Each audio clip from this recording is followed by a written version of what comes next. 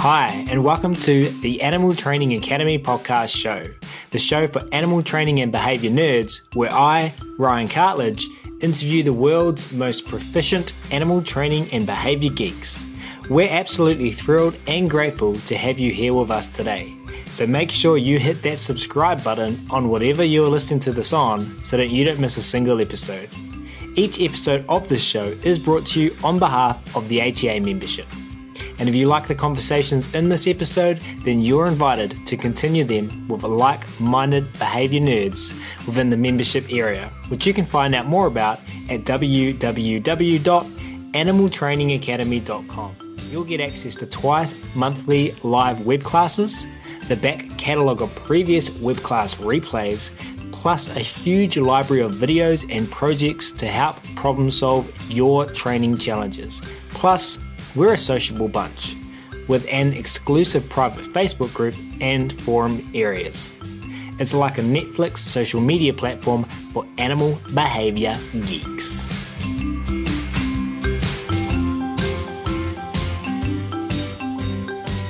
But we will get started on today's episode where we will be talking to one Joan Pogson. Joan resides in Manchester, UK, where he lives with his wife, his American bulldog Bo, and his 8-year-old daughter Tink. Joan started to learn about behaviour analysis in 2011, shortly before Tink was born, so that he could train his dog and, at the time, in preparation for his daughter.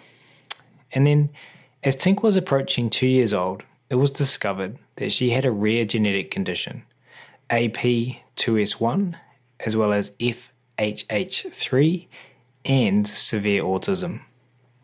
This resulted in Joan searching for ways to help Tink, and his explorations led him to connect with Joan, Teresa McEwen, and Martha Gabler from TagTeach International, which changed Joan and his family's life.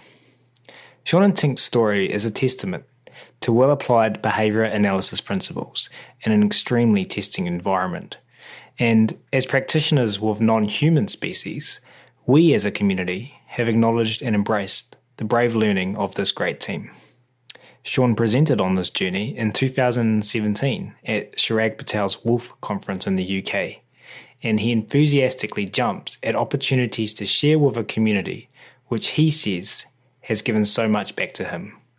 So without further ado, it's my very great pleasure to welcome Joan Pogson to the show today, who is patiently waiting by. Joan, thank you so much for taking the time to come and hang out with us here at Animal Training Academy.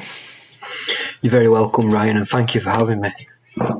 It's an absolute pleasure. I've been following along on your journey ever since first learning about TagTeach in Karen Pryor's Reaching the Animal Mind book, and then Googling it online, and then kind of acknowledging the stories that we're being told by this organisation. Yours is one of them, ones that have had profound impacts, and I'm sure the ripples that have flowed from your brave learning and presenting people that you need help, getting information, applying it and sharing it. And that's when I say brave learning, that's what I mean. Has helped so many other people. So, and then I see friends like Ava Bertelsen, sharing photos that she's with Joan Pogson and Tink, and it's so. And then recently you've been, I know that you follow along a little bit with what I do with Phoebe Dog. So it's an absolute pleasure to be able to connect. And I know you and I had a really fun chat last week where we just talked for ages. So yeah. I'm super pumped to embrace your brave learning and share your story with our audience. So really grateful to you for doing this with us. Well, brave learning, Ryan, comes from effective teaching environments. It comes from nurturing environments. It comes from people generously sharing information and giving positive feedback. And that's been pretty much the story of our success and what's enabled us to be resilient when we've been faced with such a aversive environment, because you're overloaded with so much information and you don't know what information to follow, what information is right, what will help you, what will make it worse, and that gave me the courage to go out and learn. Whereas before, I never really wanted to learn. I had no interest in further education or anything like this, and that's led me to look at Erin's condition, which is quite rare, and be able to read scientific papers and understand them a little, or at least go off and learn the words on Google. So when we caught up last week, you said to me that you were just a Mancunian kid from a council estate. Yeah. So looking back 20 years, and if that 20 year ago Sean Pogson could see you today, do you think you would have believed who you've become from this brave learning that you just defined for us? Oh, no, not in a million years. Back then, in 20 years, I was into some pretty heavy stuff, and my life has changed from there, from drug addiction, from in and out of prison, to now. It's like a totally different story. I wouldn't have ever envisioned that. I didn't see myself changing. I didn't particularly want to change, so no, not at all. I most certainly wouldn't see myself speaking with academics or anything like that. That was just no. And so you said you've gone from that reality that you were, and something you said to me last week as well when we caught up, is you were just a product of your environment. Yeah. You found yourself in this context, and you reached for the reinforcers that were available. So would you say, how do you view yourself now, having gone through everything you've gone through since then? Do you go, I'm the same person, I'm just doing different things, or do you feel like you've completely changed? I would say I feel like I've changed. I'm still the same person. I wouldn't say I've changed. I would say I've changed my attitude to the person I was. I think that's the difference. I've not changed. I've come to accept myself now more as I am, or as I was, than I ever did then. I think that was the problem. I think that was the big problem back then, that you're a young lad and you don't accept yourself for who you are. You strive to be something else, and it's very hard to realise who you are at that young age, because you've not had loads of life experience. I had at that age. I had a lot of life experience at that age, but you don't seem to realise who you actually are. And I think now, I would say at 40 odd, that now I realise more of who I am, and I'm more comfortable with who I am. I feel like the mindset of wanting to grow and to learn and to develop and to improve yourself, and one behaviour that you talked about just then, that I'm extrapolating all of my opinions from, is that now you see a scientific paper and you get excited and you want to read it. So was that change, was that desire to learn brought about through learning about behaviour analysis and behaviour modification? It was Martha Gabler. It wasn't behaviour science, it wasn't academic, it wasn't anything to do. Well, it was. I was being shaped, but it was Martha Gabler. And at that time, I still didn't really want to, it wasn't a choice I really made. I think it was a case that I didn't have much choice. I needed to learn what I needed to learn, and I've always seemed to learn what I've needed to learn. But in this case, I needed to go further. I needed to go back to looking at education for my daughter, and I didn't believe in education at all. I don't see the point of it. So having to fight for something that I didn't believe in was really hard. And I think it was Martha that helped me to understand what learning was, not what education was, but what learning was. And this, I've not experienced this before, because you experience a corrective environment in school, a corrective environment in prison. You're told what to do, when to do it, and if you don't do it, there's punishment. There's very little reinforcement. There's very little reinforcing what you are already doing. It's generally ignored.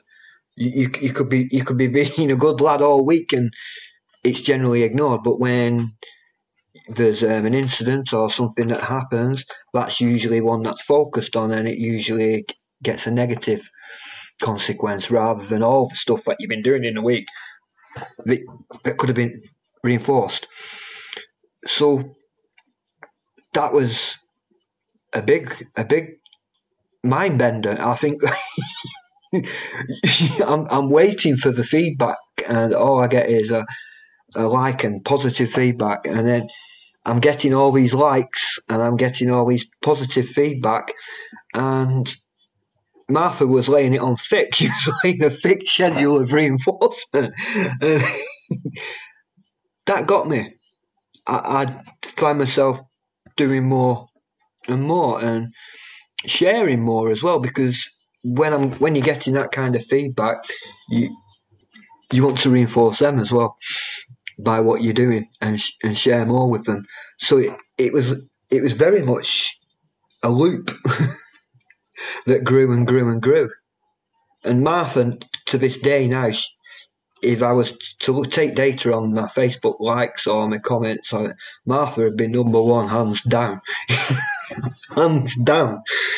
And she's been with us from the early days. She's always been at the side of us, and she's always been there in the background, encouraging us and giving us positive feedback and suggestions. And that's what's really got me learning. It was Martha Gabler. So how would you define learning now, or have you just done that for us? I've probably just done that for you. I'm happy with that. Learning is a change in behaviour. It's a lasting change in behaviour. That's what I would say learning was. I'm not a behaviour analyst. I'm not a teacher. I'm not a dog trainer. But that's what I would say it is, because that is my experience of it. And so, Martha, I'm sure has been mentioned on this show before, probably in our episode with Joan, but for those who are listening who aren't familiar with Martha, can you share a little bit about who this great teacher is, and where your stories connected? Well, Martha is a parent just like me, and she has an older son and non-verbal, and similar situation. And Martha went and learned herself as well. She did very similar to what I did, but she'd been there quite some time before me. And how I'd met Martha was when I'd first discovered clicker training with my dog, and I'd learnt about clicker training from a lady called Georgina Armstrong from a rescue in the UK, and I'd seen a video of her clicker training her dog, and she said, well, why don't you have a go with it? Before that, I didn't think, well, why do you need a marker? This is just a gimmick. Why do you didn't understand why? And I watched this video, and she said, well, try it with your dog, try an easy one, try touch. So I tried touch, and the instant that dog touched, he touched my hand, and I clicked, and he looked for a reinforcement, and then he rushed to my hand straight away again. He wanted to do it again. And this got me thinking, well, is there something like this that could help my daughter? The communications just happened here with my dog, who can't speak, and straight away he's wanting to learn. He's eager to learn, and there's communication going on. Could I use this with my daughter? And I can't remember how I'd found TagTeach at the time. I think it might have been Jordan Shelley who had mentioned that, yes, there is people using this with humans. So I went and had a look. Yes, they were using it. I'd seen it used with Karen Pryor on her website. And so I contacted TagTeach International, and my daughter had problems with people physical prompting her. Now, the number one teaching strategy for children with special needs is physical prompts. That's the number one, and she didn't like it. She clammed up. She stopped interacting with things, and everyone, all the therapists at the time were saying, "Well, she'll get used to it." She wasn't getting used to it, and now we know more about a gene condition. We know why. But I asked her, "Well, can you use this with people? Can you use it with children with disabilities?" This is, yes, you can. Can I teach her without using physical prompts or using physical guiding? Yeah, sure you can. Yeah, this is what TagTeach is about. And from that moment, Martha had sent me a friend request. Just after I'd sent this message to TagTeach International, had sent me a friend request, and she's been with us ever since. She's been at our site ever since. And so you immediately joined the dots, which is it clicked. no pun intended. I think with that kind of training, the trainer gets reinforced straight away, gets instant feedback, and just as much as my dog had got feedback from me, I got reinforcement from him, because this is again and wanting to learn. So it wasn't just the dog that I got reinforced as well, and I think that's what really opened my eyes, because I was interested, not just my dog. It was a two-way thing. So when was this? Is this because this was before you met Martha Gabler? No, when I'd realised with the clicker trainer, yes, it was just before I'd met Martha Gabler, and it was with the bulldog we have now, Bo. I think it was around 18 months at the time, nearly 2 years then, and she's just been diagnosed with this rare condition that no one knew anything about, and it was a matter of weeks before I contacted TagTeach after learning that this worked well with my dog.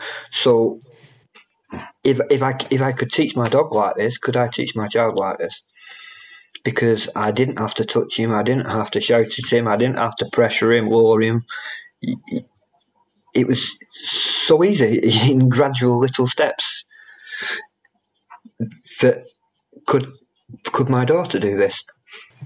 And so luckily you ended up on the Karen Pryor website and found the right information. Was it a big step for you to reach out and ask for help, or were you just like immediately, these people look like they know what they're doing, I'll send them a message? I'd already knew. I think from before that I'd known Joan for a bit, and I didn't know her personally, but I knew her content because I'd worked with advocating for bull breeds that were victim to breed-specific legislation, and I'd read a lot of the Dog Gone Safe stuff, the early Dog Gone Safe stuff, and the Jen Shryock stuff, Family Paws. So I knew with the names recognised that these were people that knew what they were talking about, because this information had filtered in before. So reading something on Karen Pryor's website after I just started with clicker training, because everyone goes straight to the Karen Pryor sites, don't we? Because that's the clicker training. So yeah, it wasn't so much of a big leap, because this is what I felt I needed to do. It was something that not just got my curiosity, I believed in it. And I don't know why I believed in it, but I did. It just made sense. And so talk us through this time. Are you open to sharing a little bit more about the information you know about the genetic condition of Erin? And well, there's not a lot of information on it. The AP2S1 generally gets ignored by doctors because genes and they don't understand. Now, the AP2 complex is a protein sorting gene. It's a protein transporter gene, so it sends all the proteins to the places where it wants to go. It has a vast role in the body, in synapses, endocytosis. It's also critical in habituation and startle response. So you're looking at the core of all these things. It's right at when you look at it, it's right at the center of the mechanics of learning, because not only does it control this, it controls other bodily processes like the calcium. Now, calcium is extremely important for neuromodulation with the action potential. So it comes through the sodium. It comes into the cell with sodium, and it's very highly. How can I say it has to be in a certain range, because too much or too little, the gradient of the firing of the neuron goes up and down. But that's the action, the threshold for the stimulus to get the firing. So what the calcium does, it puts too much calcium into the cell, and for the action potential to happen, for the neuron to fire, it needs more excitability. So you get muscle laxity, stuff like that, and also it affects the CASAF. This is the secondary condition, the FHH3. It's a calcium signaling condition, which means she has high blood calcium, which affects a huge.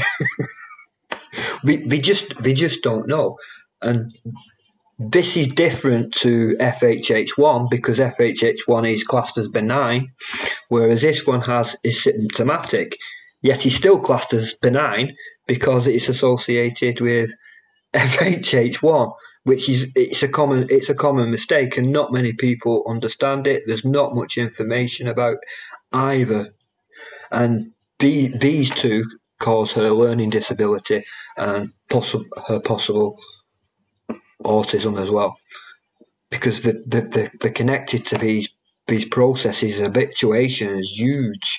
You're talking sensory processing and all sorts, and then you're looking at the other things the gene controls, like the sensory motor and the modulation of sensory motor and decision making, and it's like a rabbit hole. And trying to understand those things and pick those things apart, especially when they haven't possibly been uncovered yet, some of the things, because no one's done much research and done much data on these patients. So you're pretty much on your own in the dark. Well, thank you for sharing that with us. I can imagine that, and I can imagine it from the perspective of being a father with a nearly 9-month-old daughter, that there's many different reactions to how a parent might receive this information, and obviously we can't speak to the plethora of emotions I'm sure that you were confronted with at that time to kind of realise the direction your life was about to take, and the challenges that your daughter, perceived challenges your daughter might be facing moving forward. From an outside perspective looking in now, I mean, it's inspiring to see what you have achieved, and also to hear about the decisions you made at the time, and to immediately seemingly seek out new information and find the right people and surround yourself with that support. So once you'd done that, you'd received this information about this a very confusing time, I'm sure, considering the lack of information. But you had started this clicker training with your dog. You're already kind of on that path. You reached out to TagTeach. And so what happened next? You reached out to Joan, you reached out to Martha. Martha became your biggest fan. Yep. And then kind of, what was the next step? What was the... I think Martha gave me some information from her site, Chaos to Calm. I don't know if many of you followers know of Chaos to Calm, but Chaos to Calm is Martha Gabler's site, and it's more it's special needs specific, because it's about how she helped her son and ways to use TagTeach with people who have similar difficulties. So I'd read and learned, and I think it was a bit before I'd actually applied it, because I was looking for behaviour that I could reinforce. This is what I was taught at first. Look for something she's already doing. Don't try to get her to do something. Look for a behaviour that she was trying to do, and a lot of the movements were either fast, slow, or possibly I didn't know if to mark them or if I should mark them. And I think one of the things I noticed that she was doing quite a lot was she was touching my eyebrow. She wasn't doing much else at the time. She started to touch my eyebrow, and as she reached out to touch my eyebrow, I clicked, and then I offered her my eyebrow again, and she touched it. So we were letting her touch on our eyebrows and then giving her another rub of our eyebrows for reinforcement. And this, she was touching, she was reaching out. Before she was more concerned with exploring her feet and her hands, or things close to her in the environment, or certain things like brushes, but not much else. But this time she wasn't interacting with us much, and we think this is because of a negative reaction she'd had with physical prompts. She stopped interacting, and we didn't know what to do, because the therapist was telling her, she'll be all right, and she wasn't. She wasn't. She was visibly upset, and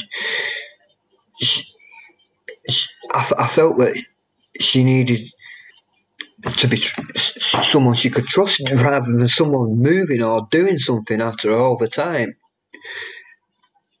So when she did this behaviour, and I'd reinforced it, we'd got our first behaviour, and that was the first behaviour I'd ever taught. It was touch, and it was incidentally the same behaviour that I'd taught my dog.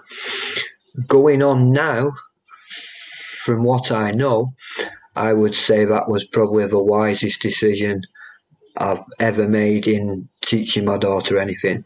Touch for us has been the foundation behaviour, because okay, you can mark a behaviour and you can get the behaviour and you can shape it, but what do you do now? How can you get a behaviour that someone's not offering? Well, of course, touch. you've got a behaviour then you can shape. And from touching our eyebrow, we moved to putting my hand in front of my eyebrow and letting her touch my hand, and a reinforcement of my eyebrow again.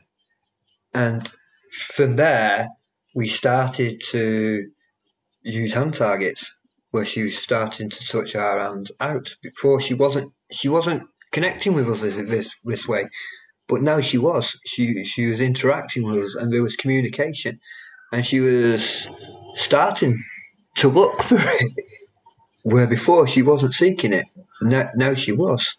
So it was quite a big thing at the time, because now she was showing us interest, and she was wanting to engage in the world around her.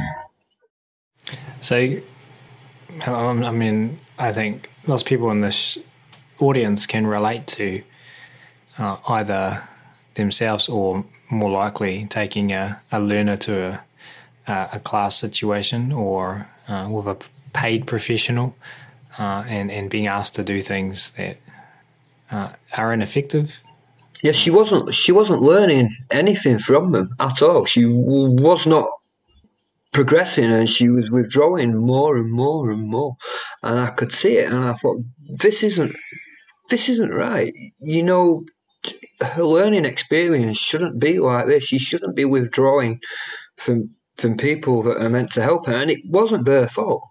They were just genuinely trying to help her.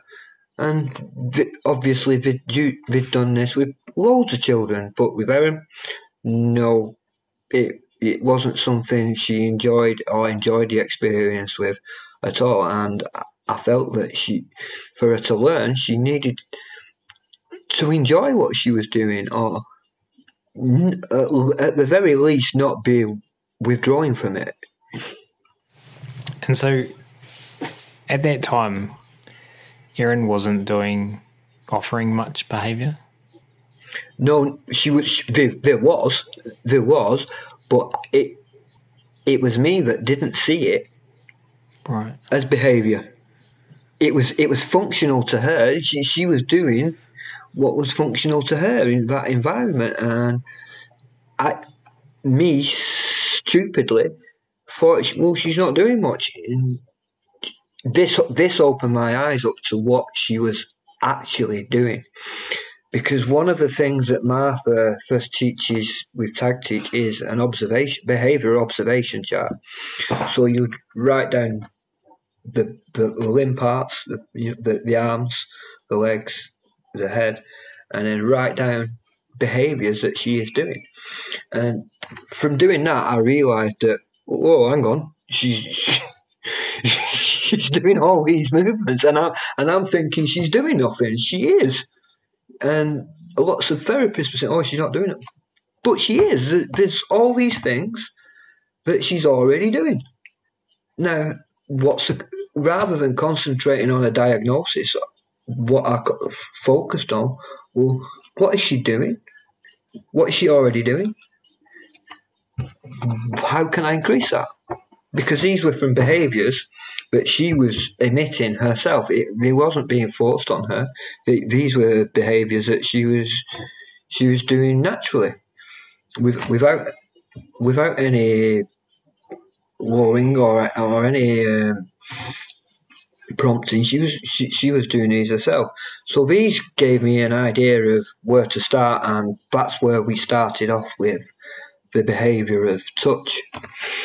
And that led on to quite a lot, because we was then looking at other targets, that moving to things in our environment, touching things in an environment, looking at things. We could mark behaviours that were even fleeting behaviour, like a quick glance at a block, and we can reinforce that, and we could increase that. And then when we could reinforce behaviours like moving towards the block, the shoulder moving towards the block, the arm reaching out towards the block, the body leaning towards the block, and before you know it, she's grabbed the block. And then you've got a behaviour of hold. So it was naturally shaping and learning how to shape from my daughter. She was teaching me how to shape. And TagTeach and Martha were shaping me too. So I had two good shapers teaching me to shake my daughter's hand. So that was the beginning of it. Of course, at that age, my daughter wasn't walking. She was very low fine motor skills and functional skills. She still has, and we're still working on them. But we was told by the physio there wasn't much more she could do to teach her, and we should probably accept that she will never walk. That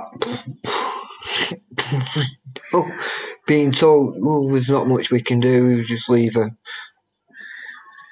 That wasn't. It wasn't acceptable. It wasn't that I was not trying to accept her for who she was, but she was trying. It was, she wanted to do things, and people had just given up on her because they wanted her to learn, but they didn't seem to want to learn from her. I don't think they had the time or the energy, the resources, or knew what to do. So that's what I think drove me to learn even more of how I could use these newfound skills even more. And that got me looking at more of the animal trainer stuff. That got me looking at some really, really cool things like sustained hand touches and moving body parts towards a target. That really got me thinking, because the next one was a blood test. that was the next behaviour we taught after these initial ones of moving around the environment, because again we had no choice, and it was very basic stuff that got us through them first blood tests. They weren't blood tests as in intravenous blood tests, they were finger pricks, so they weren't particularly that difficult or that hard on Erin, and we'd learnt how to classically condition and counter condition and pair. You basically just pair the things that's going on with reinforcement, and that got us through the blood test. This then went on to things like crawling. She was starting to crawl. She was starting to move her about her environment. She was starting to investigate things, and that's where we were probably up to at that time. So there's so much to ask you. There's just so much that's gone on, right? yeah. Madness, absolutely crazy. I'm interested in more of the contingencies that you use to teach some of these behaviours that you've mentioned thus far. The first one is my understanding correct. You did your behavioural observation task that Martha Gabler gave you, and you in that process identified that there were some reaching out behaviours from Tink. Yep. And so you managed to click. Yep. So Tink reached out. You clicked and moved your head towards further, Tink. and rubbed my eyebrow on her hand. and so you physically made the contact with her hand. Yeah. So soon as she touched my eyebrow and was stroking it, I rubbed it. Mostly there was more friction. Yeah. And she liked that. She was looking for that. It was quite quick. We went on to the hand touch quite quick because she was reaching. So as soon as she got that, she got the eyebrow, and she'd done that a few times. We could put the hand right in front of my eyebrow, and she would touch my hand, and then I would move my hand away, and she could touch my eyebrow. This she was doing this for quite some time, because we'd used this for reinforcement for quite a bit, and we'd get her in, we'd be in supermarkets, and she'd be touching ladies' eyebrows and rubbing them rubbing men's moustaches. So you get people with the beards, and you'd be getting that interaction then with other people because somebody to touch your hand was reaching out for the beards of her eyebrows. So she was interacting with others then too, which people were pretty cool about. They pretty enjoyed this interaction. How did that interaction get set up? Do you approach people and ask them? No. Does she reaches for people and they identify that she wants to touch their facial hair? She just grab them. You'd just be going in. You'd just be in the supermarket queue, and you'd be in close proximity, and the next minute she's stroking someone's beard next to you. And so, is it the tactile? Feedback that gets. Yes, this was the big one. Yeah, the tactile brushes, things like that. That's what she likes. She still likes my head now when it's been shaved, and she likes to feel the bristles on my hair. So yeah, she liked that tactile sensation, and this helped with quite a lot of things like blood tests, because when we then used the target to get her to raise her hand for the blood test of a station, we would use a brush as the target. So as she took the back of a brush, we'd then turn the brush round so she'd get the bristles and then stroke her hand. There was other reasons why we used this brush in the blood test as well, because it helped her, because she seeked it. This is what she seeked. So it helped her when she was when she was feeling uncomfortable, or with situations. It helped her to I won't say calm, but it seemed to help her. This is what she seeks. So we used it.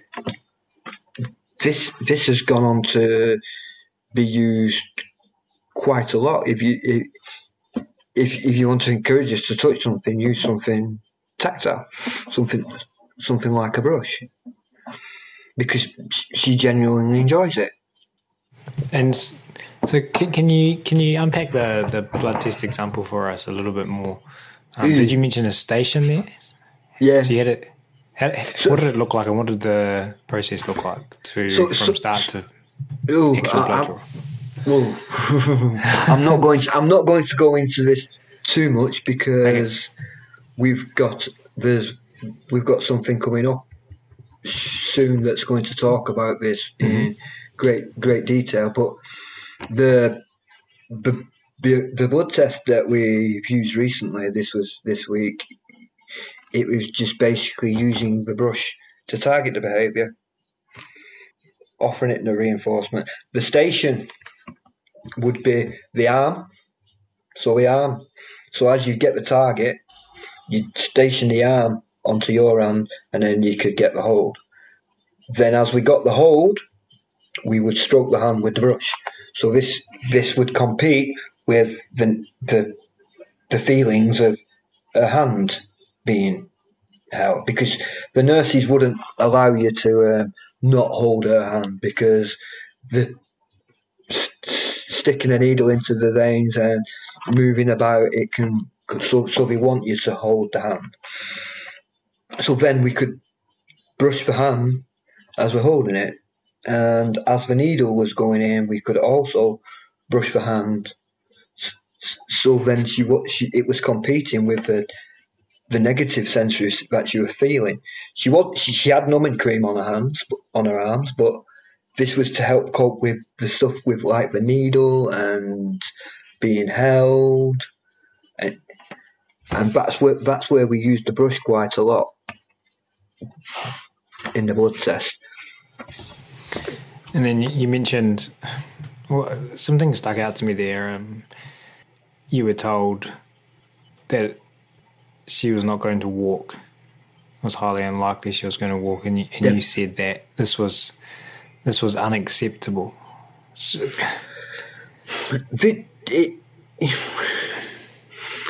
it wasn't unacceptable but she may never walk. What was unacceptable was the attitude that they weren't really going to try. They didn't,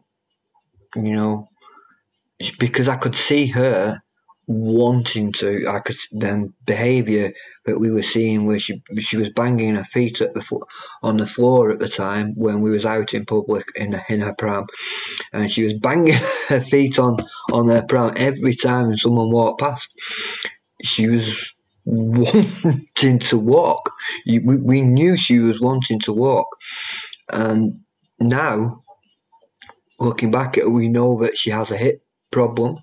Her ankles have a problem, and it's a wonder that she did, because it must have been so difficult and so hard for her to even try to, but she was wanting to. And so if she was wanting to do that, then I had to try. I had to try and find out how I could do that, and marking her behaviour and slowly shaping behaviour, like, because first walking it's not about the legs. It's not about the legs. It's about to get someone upright who wasn't sitting upright properly. It's your core first. So you then got to use targets to get them to strengthen the core, where it's starting to reach, bend, move. And then you've got the whole issue of balance. Now, balance comes from your head and shoulders and a strong core. So if your head's locked off, you'd be locked off balance, you'd be moving up, moving over. So it was basic tag points like elbows to hips. So the elbows would be level with the hips, horizontal. Then it would be shoulders to elbows. So then you'd have the shoulders to elbows, and then because then you've got the strength, your shoulders are up, your posture's up. Then you've got the strength. Then it would be ears to shoulders. So you get the level of the posture, and then you start to get the balance, because she's holding herself level. Nothing's lopsided or moving. It started to strengthen the muscles for us to get the balance. Once we started to get the balance, we then started to see push up with the legs, where she would start to rise off from the sitting position, just up a bit, and you could really every movement of that going up, you could capture it, and she'd be going up until she was starting to push with her legs. As she was starting to push with her legs, then we realised we needed to use our hands, because she was starting to push up on furniture. She pushed up on her furniture, but to get her to walk, we ideally at that time we needed her to use our hands. Now that was very difficult, because remember she did not like people holding her hands. So it took quite a bit it took quite a long time before we started to move from that to actual walking. And as we were realising she was starting to get older, she was near 4-year-old, and we was realising, well, how are we going to get her up and down the stairs? How are we going to... She's still not walking. She's moving about. She's bump shuffling. She can get about her environment, but she's still not walking, and there's not much help at the moment. And we realised that we had to try and help her then to walk. That was, where do you start with that? We've got a pushing to stand, but we've got to start to teach her to walk. Now we could use targets, but you're talking she wasn't going to suddenly get up and walk and touch a target. That wasn't going to happen. So we started off with with what we used was offered hands, and this again went back to the tactile. And this was basically we taught her to touch our hands, so she would touch our hands, but holding her hands were a different thing. So we started off with, when she placed her hands in my hands, I would then click and rub her hands on my head. And she loved that sensation. She loved that. The next minute she's offering her hands. Her hands are coming out from her head, straight into my hands, and she's rubbing her hands on my head. And of course, then the hand, me holding her hand, started to become a conditioned reinforcer because it's going to our head. This was the clever bit, because just like we'd used the brush as well as the target as the reinforcer, we used the hand. So as we'd started to get her up, we'd got her pulling to stand, we could hold her hand then and pull her to stand, and then she would start to move her feet. We could click her feet, we could move her feet. Once she got more balance, we needed to get her to start to walk independently. This is where we used the hand target that we'd used from the head rub. So from the head rub, because the hand is now a conditioned reinforcer, we could hold one hand slightly, so the hand would be like that. We wouldn't be holding it, she would be holding us. So we could then take the other hand, hold it out, and she would touch it. As soon as she touched it, we'd give her the assisted hand. So then she was touching my hand, give her the assisted hand, because she'd got used to moving with assisted hands, and we just did that further and further and further. So then she wasn't thinking about walking, she was thinking about touching my hand. We have a video of this on my Facebook. It's probably been shown a bit of what we did here. This were quite different from how we was then teaching her from holding both hands to holding one hand, because now she's got independence. Now she's moving on her own towards a target. And we just kept doing that. We could then walk. She could then walk down the street. She could then walk a bit more with this assisted hand. At the time, we was at a Saturday school, an ABA Saturday school. We've discovered, which is now called Reach Northwest. It was called Autism Support UK back then, and they had an ABA Saturday school which we was lucky to attend. And these had started to work with us out. And because we were doing so much walking with this, one day in the Saturday school, there was a ball on the floor and she just stood up and walked across the floor. So she's done it herself. So from that step, we got her walking, got the fluency up of her walking with an offered hand, and she'd made that leap herself, where she'd seen a ball across the floor, a pool ball, which she really liked. She stood up, walked across the room. That was, I've never seen something so incredible in all my life. I think the hairs went up on my back, and I remember the tutor, Hannah, who was her tutor at the time, a lovely lady. I can remember going back into the room after. I said, "How has she done today?" "Oh, she's took 8 independent steps." "She's took 8 independent steps." I'm like, "Well, yeah, she took 8 independent steps."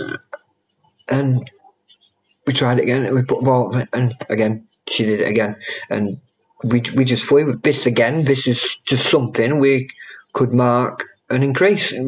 It's just so basically simple. What we're doing is identify the behaviour, mark, reinforce it. And a lot of the time we weren't even setting up trials or actively doing training sessions. It was just when the moment happened, mark and reinforce it. So it was just at her own speed as well. So she was getting a lot of practice in just from doing these things at her own speed. And I think this really helped her, because no one was pushing her, no one was prompting her, no one was telling her to do this. And if she didn't want to do it, she didn't have to do it, you know, when we were using trials.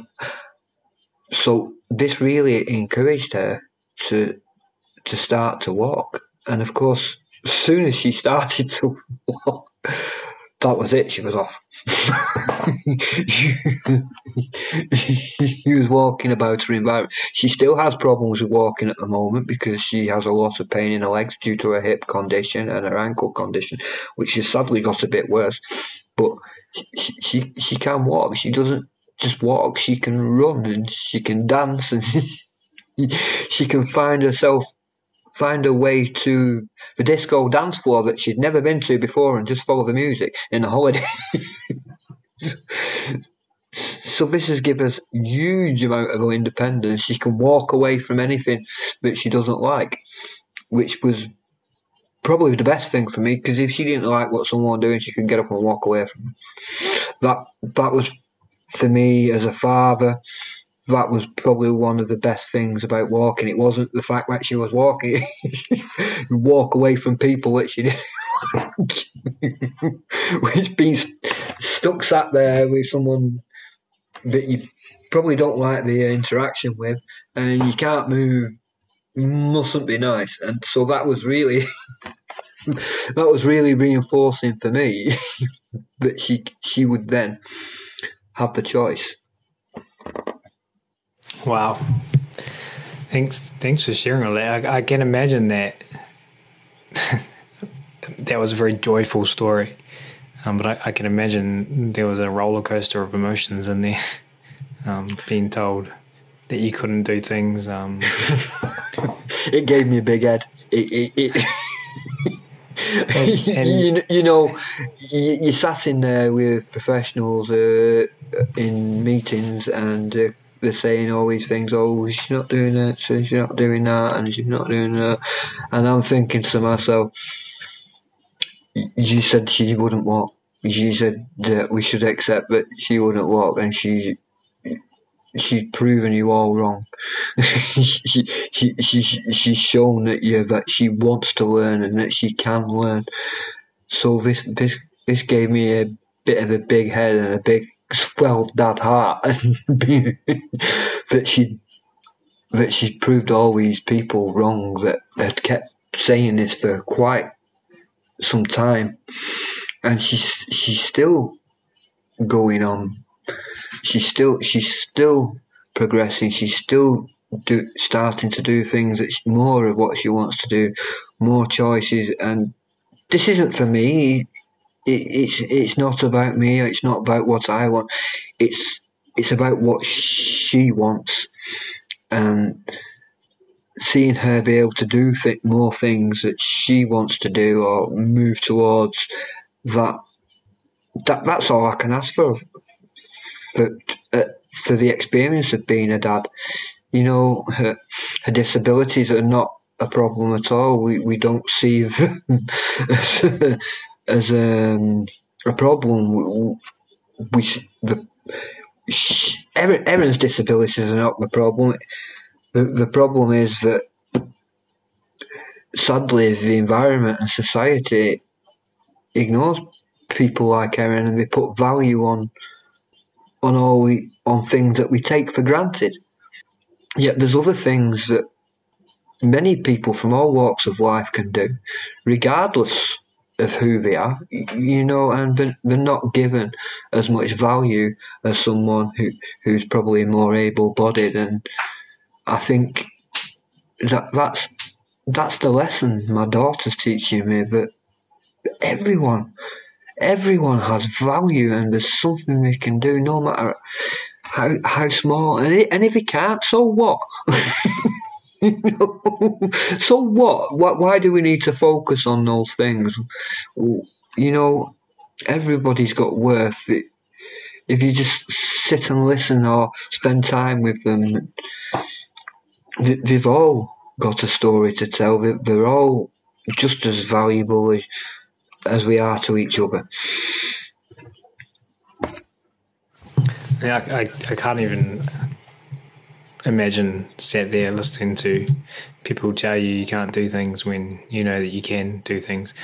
Well, I guess I've been in similar situations, but not, I feel, as intense as yours, because, I mean, this is a human life that we were kind of choosing the future for.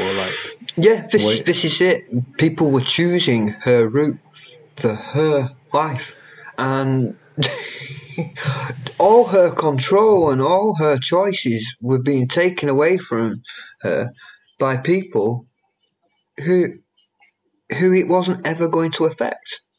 They were removed from the consequences that were affecting her. They wouldn't ever affect them, but they were affecting her, and I found that's quite hard, because, like you say, this is a little girl. First and foremost, she's a child. She's a little girl, and she's listening to these things that people are saying. And I don't know what she can understand or what she can't, but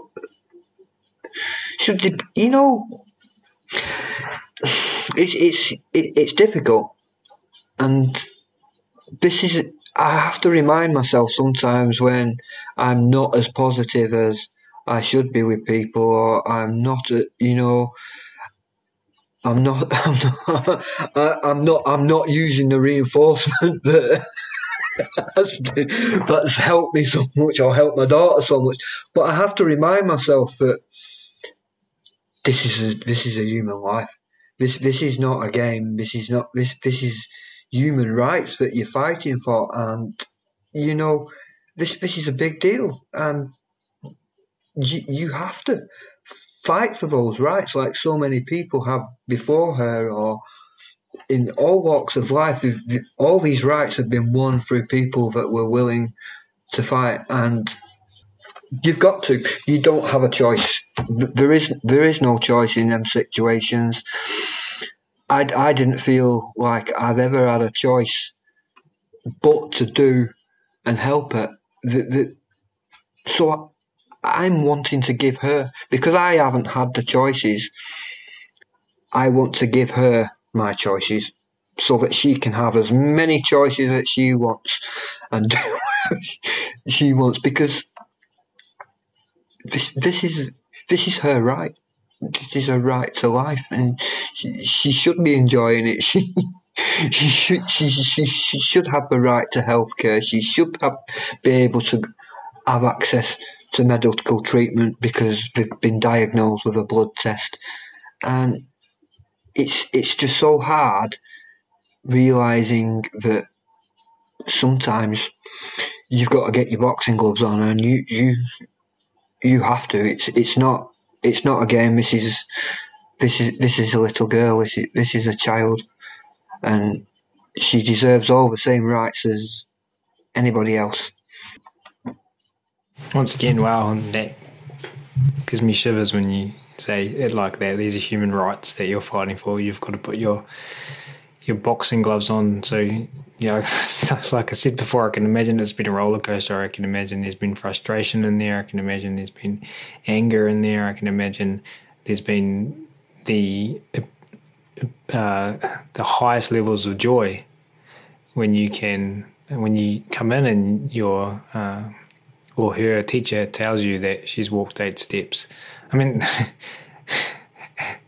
and to still be standing and to still be advocating for her and to still be fighting, because I can imagine that roller coaster at times gets exhausting. It never ends, Ryan. It never ends. Just this week, we'd won a legal battle 2.5 years ago for our education, and we were the first funded TagTeach program ever. by a local authority, so they'd funded the TagTeach, and we were the first ABA programme in our area. We were the first EOTAS education over at school where we fund the child at home rather than in a school place. And we created so many firsts, and then 2.5 years later, annual review, we have to fight it again.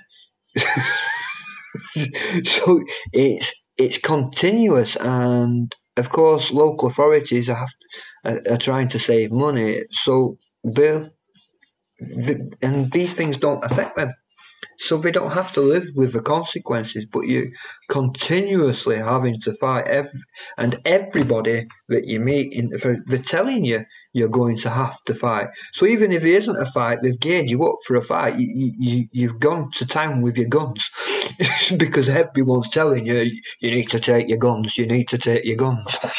So because you don't want to half the time. You don't want to fight. It shouldn't be a fight, and we shouldn't be fighting at loggerheads with professionals, and either way I shouldn't be doing that with them, really. In all honesty, you would hope that this would go easier and we work together, but of course money and funding and red tape and bureaucracy and opinions and all get in the way of that. So it is a constant battle, and you're constantly faced with aversive contingencies, having to fill forms out. I hate filling any form out or any writing, or having to go through this assessment or go to this appointment, when a lot of the time, sometimes you don't think it's going to do much good, but you've still got to go through it because this is the red tape. So it's really, really difficult faced with all those aversive contingencies, and then trying to make sure your daughter, this little girl, isn't affected by all that and all the stress that's put on you. My daughter isn't a problem. She doesn't cause me stress. It's the contingencies out there that do, and that's the hard. I think that's the really hard one to come to terms with. That you've got to fight, and even though you don't want to. Even if you're using reinforcement and it goes against what you have to do, but this is a human life. I have a ton of questions, but I think what we're going to do is invite our audience to join you on social media or visit Martha's page or explore those resources, because I want to use this last little bit of time to honour the influences, support, and mentors that you've had, and in line with the fact that we're talking about a human life here, and everything you've just shared with us. Let's embrace this opportunity to do that right now. I know you said you wanted to put a shout out to a couple of people, yes, and make sure that their contributions are acknowledged. So yes, you have the floor, Sean. Yes, the only reason I pretty much accepted to do this podcast was because you'd hosted Joan. I hadn't heard much from Joan. I've had lots of content from Joan. I'd talked to Joan, but to listen to Joan on a webinar and be hosted and sharing content, because I'm so used to her content, but to hear what she had to say was really a big one for me. And Joan, if there's one person in the whole of science that I would say is my favourite, it's Joan Orr, because no scientist has had such an impact on my life. From the early days, from learning canine safety with my dog, that went on to me to discover TagTeach, and all the influence she's giving me all the opportunities she's giving me by giving me free content and helping me along the way. This has enabled me to have opportunities that I'd never dreamed of. Meeting people like Julie Vargas, Joe Lang, Susan Friedman, Eva Burton, and Theresa McKeon. The names just go on and on. Some of the people I've been so fortunate to meet has all been down to Joan Orr. Joan Orr designed those contingencies. I have a lot to thank Joan. We call Joan at our house, we call her Joan of Orr. that's what we call Joan. And her content of not just TagTeach, but going back decades, it's just brilliant. It's just so simple, but yet has so many different facets to that simplicity that have been like all packaged up in this little box, and it's all there for you, and it's already neatly packaged, and it's been a huge benefit to me that I didn't have to go and learn about loads of other stuff, because it was already put in this package. Precision teaching, direct instruction, marker work reinforcement, rate of reinforcement, criteria, all those principles, timing, all those things in this package that got the results that my daughter needed, what she wanted. She got what she wanted. She learnt to walk, and that has been absolutely amazing. Joan Orr she's my favourite woman in science, without a doubt, hands down. And then, of course, there's Martha Gabler, who I've talked about, and Theresa McKeon. Theresa McKeon's like our Glenda Goodwitch. She's full of magic. She doesn't follow science, Theresa. Science follows Theresa. She's a pioneer. She really is. She's a forward thinker. She's an innovator. She's creative, and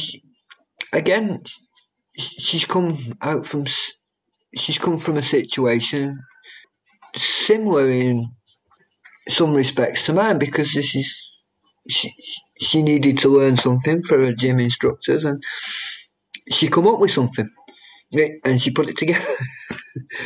And there's no one more motivating than Theresa.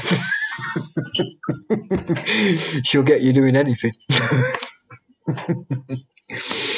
And then of course there's a Saturday school who my daughter attended. Now, this Saturday school was run by another parent called Lindsay Troppier, and with a budding behaviour analyst, Kirsty Caburn.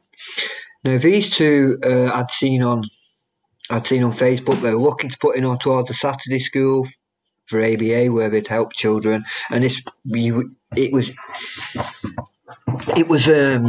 run for about 12 weeks, Saturday to Saturday, from about 9 o'clock till 12, and lots of parents attended and lots of children. So you're talking about 30-40 children that weren't getting services, weren't getting help, loads of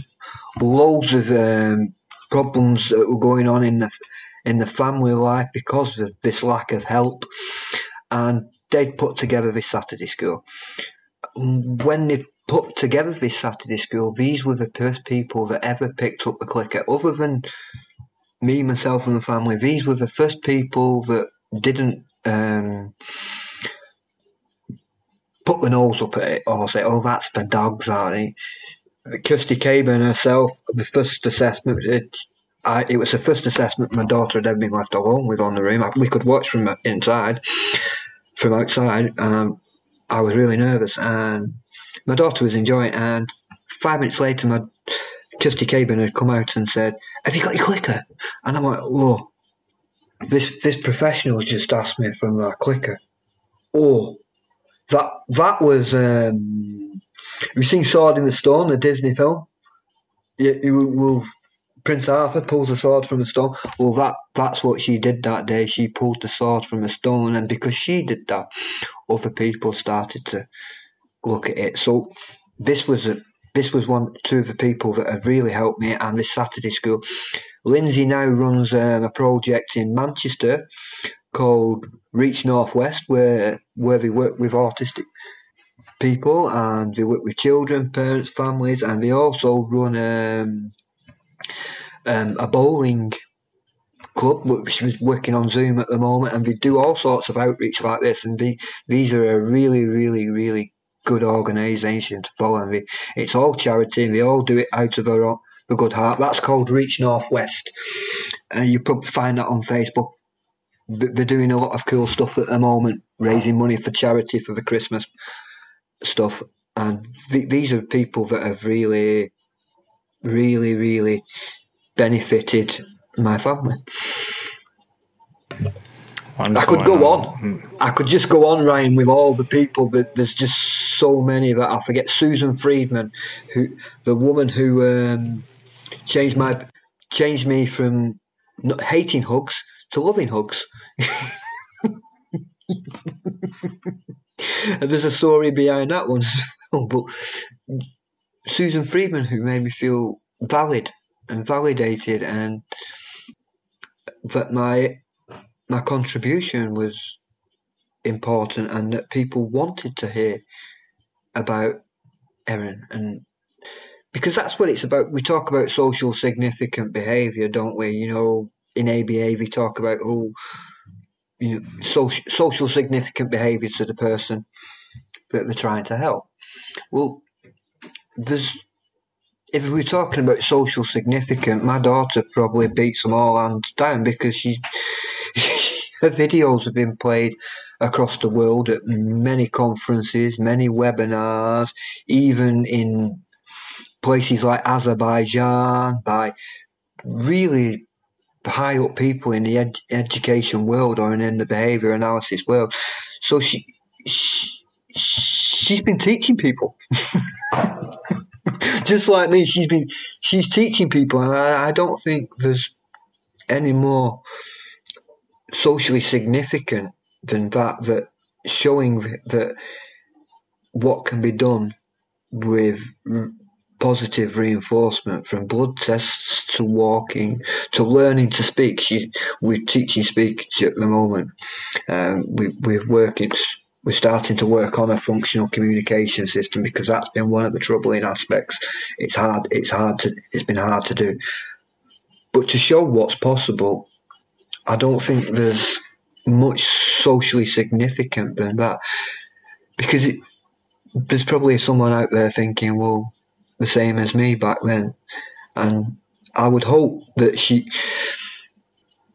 her story, because it's her story, it's not my story, it's her story. I would hope that they would see it and understand that it's not the end of the world if you have a child with disabilities, or if you have disabilities. It's not. And I think that's been a really, really big honour for me, that my daughter, she's famous, isn't she? She's a star, and an 8-year-old little girl. I think she quite likes the idea of that.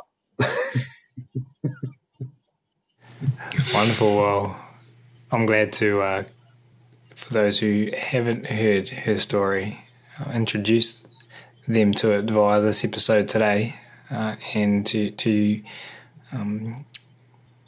say, I want to say thank you to you for your time and sharing it, and thanks to Joan for being a motivating operation, and Joan jumping on with us today. Joan asked me to do something I can't say no. Right, now I've figured out how to get Sean to do anything I want. For those listening, Sean, who want to learn more about your journey, and Erin's journey, and / or want to get in touch, what's the best place, and what's the best way for them to go and do that? Send me a friend request. Facebook? Yeah, yes, just send me a friend request Facebook. I don't really put things out on the internet or just on my Facebook really, because Erin's getting older now and we need to start thinking about her rights. So we don't put anything out there really on the open internet, because she's going to hear this stuff in a year's time, and now she's getting older. We're moving back from sharing videos and stuff, and we're getting her to choose, asking her if she wants the video on, even though she has limited community. She can still tell you yes or no. So we're starting to move back from that. So Facebook is probably the one. If anyone wants to send me a friend request, they're very welcome. And it's not just me on there. There's a whole host of people on my Facebook, on my friends list, that are there to. They're there to help people. That's what they thrive off doing. They want to encourage and nurture, and because they care. And so you're quite welcome to send me a friend request, and you'll be in good company. If you don't mind me moaning sometimes. We encourage that. We know you're human. Yeah. As well. Well, everything that we can link to in the show notes that's relevant, we will do. So you can find, we'll link to Sean's Facebook from there as well. This has been inspirational, Sean. Like I said, I got shivers at times for some of the things you were sharing with us today. So from myself and on behalf of everyone listening, I want to share some gratitude with you for taking the time to come and hang out with us today. It's really appreciated. Thank you so much. Can I just say one more thing, Ryan? We're talking about gratitude and we're talking about giving credit. I'd just like to say thank you to the animal trainers. You know, the content that you share out there, that the information that you wonder, are people picking it up or listening, or will this change the world? Well, it does. It really does. And do you believe in fairy tales? Well, you should do. You're in one. So that's to the animal trainers. Thank you.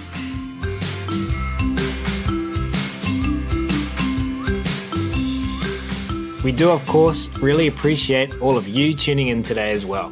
And if you have enjoyed this episode and you were interested in carrying on the conversation about working with our animals in the most positive, funnest, choice-rich ways, then as mentioned at the start of this episode, the Animal Training Academy community is waiting for you. Head on over to www.animaltrainingacademy.com and click on the membership button in the main menu to learn more about what members are describing as the Netflix social media platform for behaviour geeks. That's it for this episode though. We're going to wrap it up there. Thanks again so much everyone for listening. You'll hear from us again soon.